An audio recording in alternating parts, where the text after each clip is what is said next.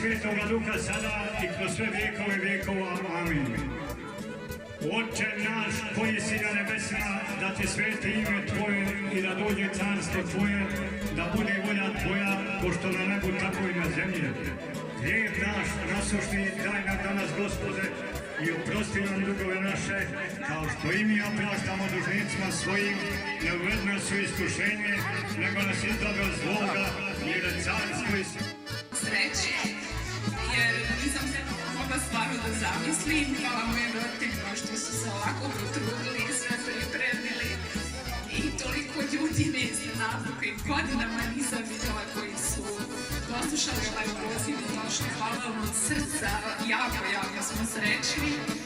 Dječica, nažalost, nisu baš dobro trenutno, ali kasnije kad se zahvalim i ću da iznesim, da se poznate. Hvala svima još jednom, prijatno i živjeli. Vi ste mi donijeli ovdje. Te riječi su ovdje.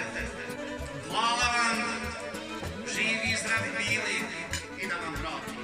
Da uvijek što je ženimo i udajemo i da se veselimo. Najvažnije je to da budemo dobro s naslanjom jedne na druge. To je dovoljno od dnevnice. Živjeli! Nije dovoljno. Ako nešto hvali, da mi reknete da zabavim. Znači, zaboravim se. Ako nešto hvali, nemoj da se snimimo. Sve smo nabavili da bi se potrošili. Tako, i nema više ništa. Hvala vam još jednom i još hvala put i kako hoćete. Samo još nešto, ja sam poželjala jednom volu i vola da ti se dosta. To, care.